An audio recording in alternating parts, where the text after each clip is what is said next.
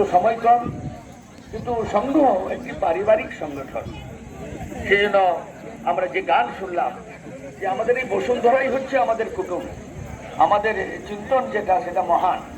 সেজন্য আমাদের এই পারিবারিক সংগঠনের পারিবারিক ভাবনা, যেসব স্বয়ংসেবকরা 15 দিন ধরে বাড়ি তারা আজকে আপনাদের সামনে বসছে, তারাও চায় মাতৃ স্নেহ, মাতৃহস্তে ভোজন।